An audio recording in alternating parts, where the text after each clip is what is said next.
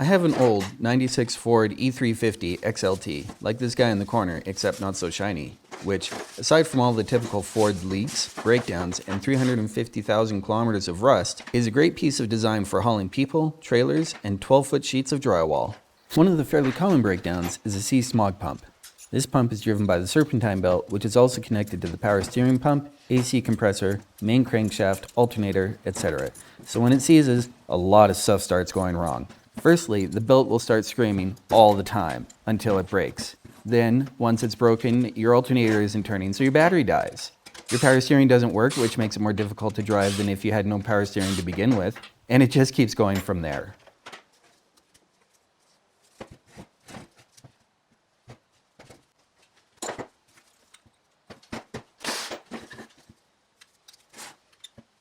One of the typical fixes for vans of this age is to get a shorter belt and just bypass the air pump, which I did for a while, but that ended up slipping off all the time.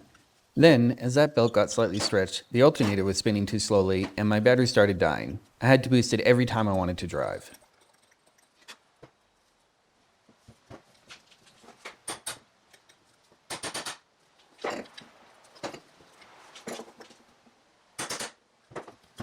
So time came to finally get this air pump replaced. Only one problem. The guys down at Montgomery Auto couldn't source a replacement part. I guess they didn't know about Napa parts, because they had one available. It was 4 hours away and would cost $300. I even thought I'd have to try to pull one from a wrecker, so I watched how the boys at the shop took the old one out and brought it home so I'd have it for reference at the yard. Then I figured, this one is at worst already trashed, so why not crack it open and see what I can do?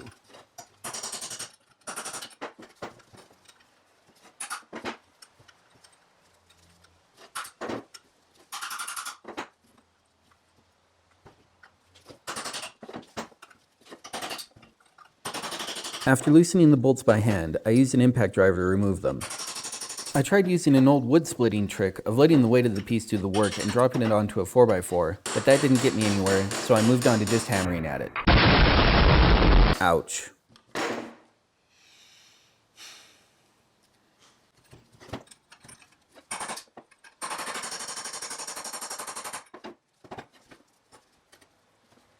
Lots and lots of hammering later, which makes a nice little friend sound at 300% playback speed, I finally had enough space to get a prying tool in. I started prying pretty gingerly because I had literally no idea what was inside, but quickly gave up on the whole be careful thing and just gave her.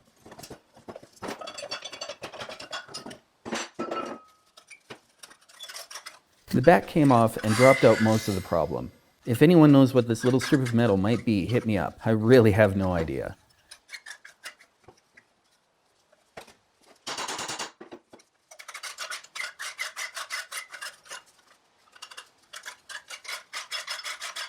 I spent a bit of time trying to see if I could come up with a way to remove the core, as well as figuring out how it worked in general.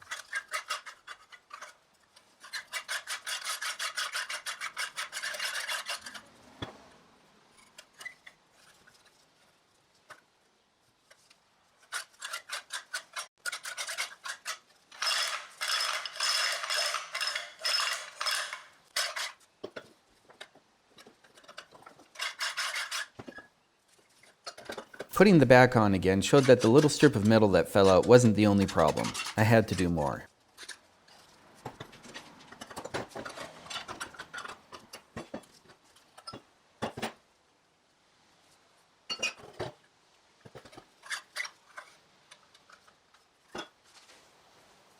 Bike oil and car parts. Best idea I've had all day.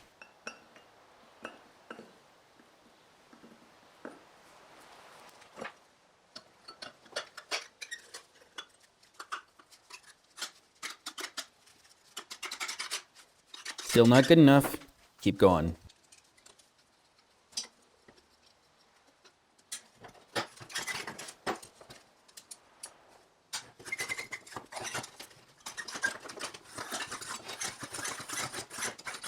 I fussed trying to get the core out for quite a while. Put the back on again, checked it, oiled it, got some vice grips to see if it just needed to be worked, then gave up to go watch some YouTubes about how people recondition these. YouTube failed me, but the car forums suggested just hosing it down with WD-40, so that's what I did.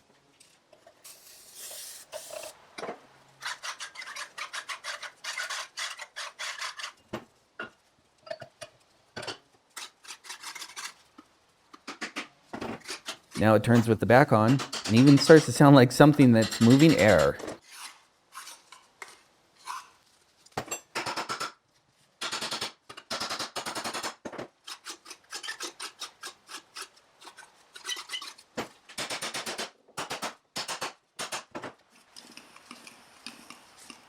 Time for final reassembly.